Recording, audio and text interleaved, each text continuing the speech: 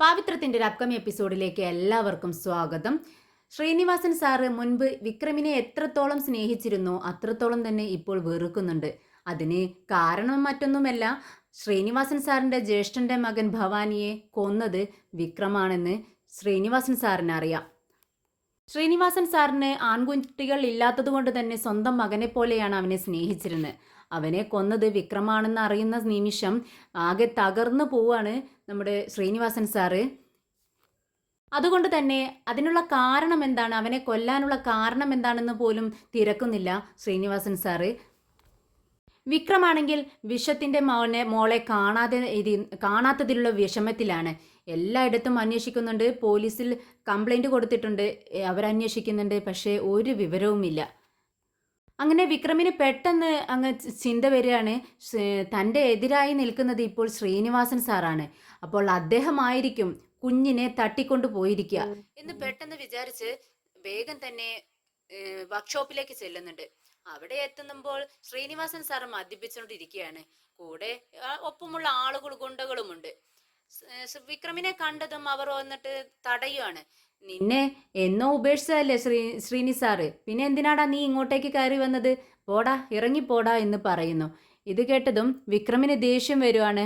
ആകെ കലി തുള്ളിയാണ് വിക്രം നിൽക്കുന്നത്.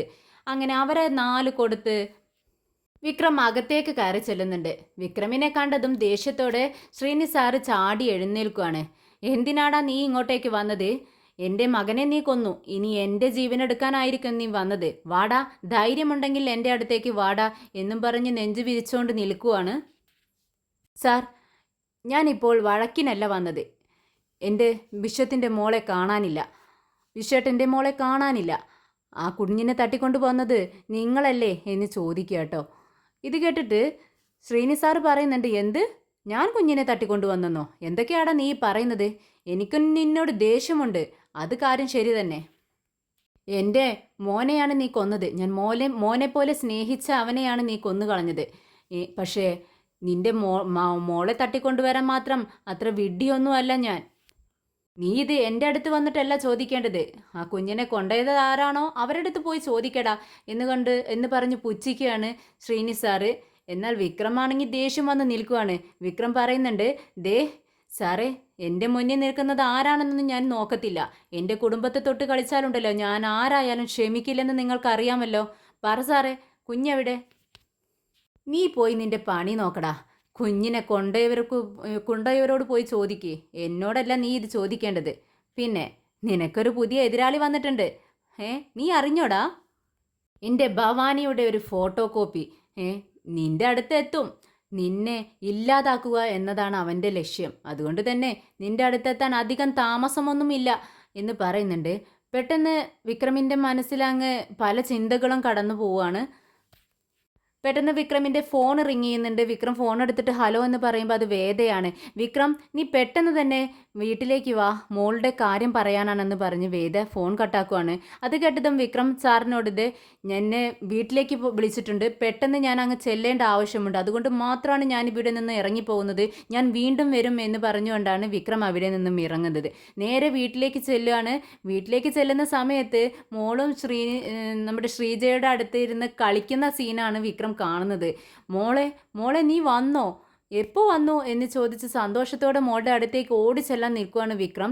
പക്ഷേ എതിരെ അച്ഛൻ്റെ അടുത്ത് ഇരിക്കുന്ന ആളെ കണ്ട് വിക്രമൻ ഞെട്ടുവാണ്. വിക്രമിൻ്റെ അടുത്ത് ഭവാനിയെ പോലെ ഒരാൾ ഇരിക്കുന്നു. ചേട്ടന്മാരും അച്ഛനും എല്ലാവരും അവനോട് ചിരിച്ച് കളിച്ച് സന്തോഷത്തോടെ സംസാരിച്ചാണ് ഇരിക്കുന്നത്. വിക്രമാണെങ്കിൽ സംസാരിക്കാൻ പറ്റാതെ, ഒന്നും മിണ്ടാൻ പറ്റാതെ അന്തം വിട്ടങ്ങ് നോക്കി നിൽക്കുവാണ്, അങ്ങ് സ്റ്റക്കായി നിൽക്കുവാണ്. ഇതാരാ എന്ന് വിക്രം ചോദിക്കുമ്പോൾ മാഷ് പറയുന്നുണ്ട്, ഇദ്ദേഹമാണ് നമ്മുടെ മോളെ രക്ഷിച്ച് ഇവിടെ കൊണ്ടുവന്നത്. ഉടനെ വേദ് ചോദിക്കുന്നുണ്ട്, അത് നിങ്ങൾ മോളെ എവിടെ വെച്ചാണ് കണ്ടത്? ഉടനെ അദ്ദേഹം പറയുന്നുണ്ട്, അത് ഞാൻ വഴിയിൽ വെച്ചാണ് മോളിങ്ങനെ സങ്കടപ്പെട്ടിരിക്കുന്നത് കണ്ടപ്പോൾ ഞാൻ ചോദിച്ചതാ, എന്താ മോളെ ഇങ്ങനെ ഇരിക്കുന്നതെന്ന്. അപ്പോഴാണ് മോളെ ആരോ തട്ടിക്കൊണ്ടു പോയതാണെന്നും അവിടെ നിന്ന് രക്ഷപ്പെട്ടു വരുവാണെന്നും പറഞ്ഞത്.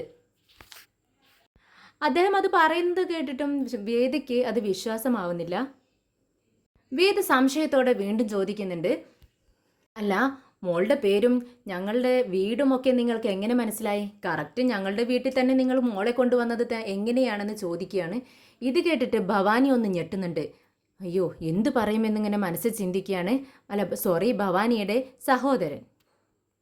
പെട്ടെന്ന് സംശയിച്ചിങ്ങനെ എന്ത് പറയണമെന്ന് ചിന്തിക്കുന്ന സമയത്ത് പെട്ടെന്ന് വിനയം പറയുന്നുണ്ട്, അതിപ്പോൾ എന്താ വേദേ അറിയാനുള്ളത്? നമ്മുടെ അച്ഛൻ്റെ പേര് മോള് പറഞ്ഞിട്ടുണ്ടാവും. അപ്പോൾ അച്ഛനെ അറിയാത്ത ആരെങ്കിലും ഈ നാട്ടിലുണ്ടോ? അങ്ങനെയായിരിക്കും ഇദ്ദേഹം മോളെ ഇവിടെ കൊണ്ടുവന്ന് വിട്ടതെന്ന് പറയുന്നു. ഇത് കേട്ടതും ഭവാനിക്കൊരു കച്ചിത്തുരുമ്പ് കിട്ടിയതുപോലെയായി.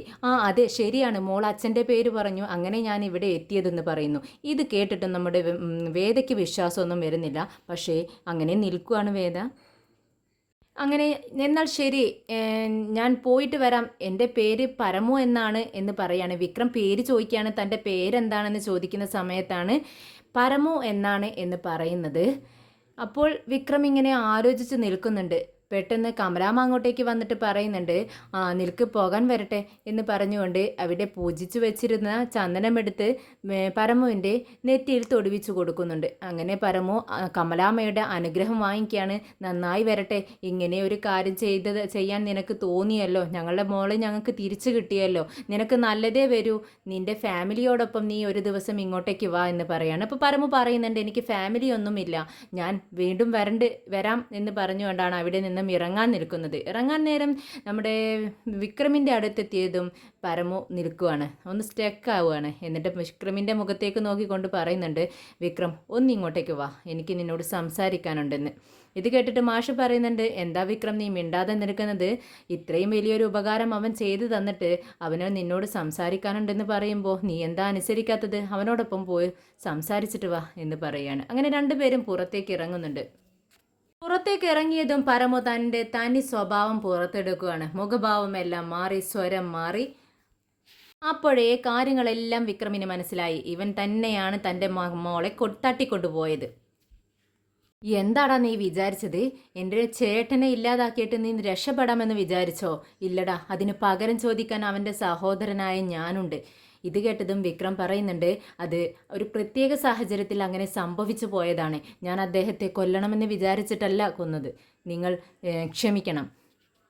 ഇത് കേട്ടതും പരമു പറയുന്നുണ്ട്, ക്ഷമിക്കാനോ? നിന്നോടോ? ഞാൻ നിന്നെ ഇല്ലാതാക്കാനാടാ വന്നത്. പക്ഷേ എനിക്ക് പറ്റിയ ഒരു എതിരാളിയായി പോയില്ല നീ. നീ പഞ്ചപാവത്തെ പോലെ അഭിനയിച്ച് നടക്കുമല്ലേ. പക്ഷേ അങ്ങനെയുള്ള ആളുകളെ ഞാൻ എതിരാളിയായി കണക്കാക്കാറില്ല. എനിക്ക് എന്നെപ്പോലെ എൻ്റെ അതേ ശക്തിയുള്ള ആളെ വേണം എതിർക്കാനും അവരോട് പൊരുതാനും. അപ്പോഴാണ് എനിക്ക് ഒരു എനർജി കിട്ടുന്നത്. അതുകൊണ്ട് തന്നെ നിന്നെക്കൊണ്ട് ഞാൻ ആ പഴയ വിക്രമാക്കി തീർക്കും നിന്നെ ഞാൻ. ആ വാളെടുക്കുന്ന അവനുണ്ടല്ലോ, അതുപോലെയുള്ള ഒരാളാക്കി മാറ്റും. എന്നിട്ടാണ് ഞാൻ നിന്നോട് പകരം ചോദിക്കത്തുള്ളൂ എന്ന് പറയാണ്. ഇത് കേട്ടിട്ട് വിക്രം പറയുന്നുണ്ട്, അങ്ങനെയാണെങ്കിൽ നീ ഒരിക്കലും എന്നോട് പകരം ചോദിക്കത്തില്ല. എന്താന്ന് വെച്ചാൽ അങ്ങനെ ഒരാളായി ഞാൻ ഇനി ഒരിക്കലും മാറത്തില്ല. അത് ഞാൻ തീരുമാനിച്ചിട്ടുള്ള കാര്യമാണ്. ഇനി എന്നും ഈ വിക്രം തന്നെയായിരിക്കും എന്ന് പറയുമ്പോൾ പരമു വീണ്ടും വെല്ലുവിളിക്കുകയാണ്. നിന്നെ ഞാൻ അങ്ങനെ ഒരു ഗുണ്ടയാക്കി തീർക്കും വിക്രം. പഴയ ആ വിക്രമുണ്ടല്ലോ, അതേ രൂപത്തിൽ നിന്നെ ഞാൻ വീണ്ടും രൂപപ്പെടുത്തിയെടുക്കും. എന്നിട്ട് ഞാനൊരു വരവുണ്ട്, അതിനുവേണ്ടി നീ കാത്തിരുന്നോ.